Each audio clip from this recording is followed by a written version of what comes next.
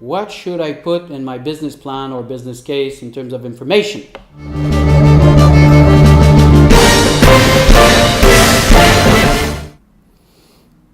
Doing a business plan or business case is not an easy task, and takes a lot of time, and you got to be methodical in your approach there. There's a lot of resource on the internet that helps you do that. There's a lot of course also that help you to do that. But let me give you a little bit of overview of the type of information you need to have, and also the type of question you need to be able to answer at all time, and that your business plan or business case should provide you these answers. So first thing first is to understand what will be the driver for this project or this production. Would that be revenue increase? Would that be brand building? So there is a driver behind it that generates value, okay? And the value is going to be reflected in financial, but also could be reflected in intellectual property value. It might be asset value. So understanding that is fundamental at the start. But from a financial perspective, of course, understanding in a situation where you do a business case, and refer to the previous section to understand when you do a business case, where you're going to influence the cash flow of the organization, basically how much more revenue you're going to bring, how much cost more it's going to bring, how much margins are going to be generating.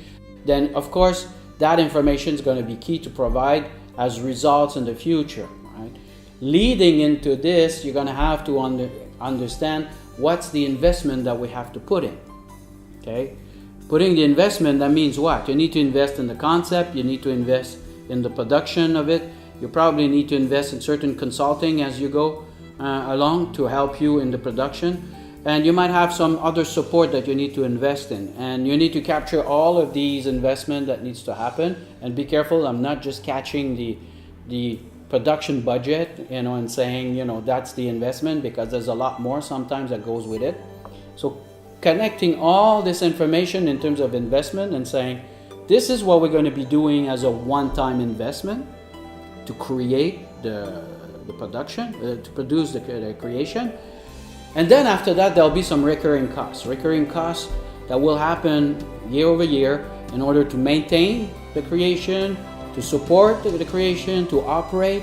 So there will be a certain level of cost that will come over time, and that you need also to take into account in your business case. So one-time cost, recurring cost, and then you map your revenue that will come with these costs. So by doing that, you can understand when I'm going to recover my money, when I'm going to reach the payback, if you want, what's going to be the return I can expect, the return on investment.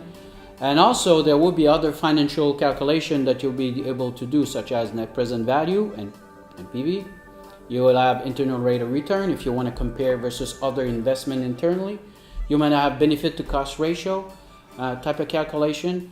Of course, the payback will be one. So with these information in terms of the investment that needs to happen, you can answer question about to the investor. So how fast I'm going to recover, what will be my return on investment, and what's the value of today of this project. So should we go yes or no? So those are fundamental questions we need to understand from a financial perspective that needs to be put in place.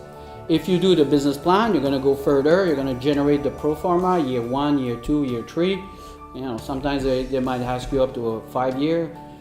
Usually, the first 3 years is good enough. So if that in order to give a full picture over time of how that's going to evolve. Also, the recurring costs, how we need to manage that, if we need staffing, if we plan for modifying or enhancing what we have done, so we could plan it in year 2 or year 3. So it helps seeing the business in the future and planning in the future.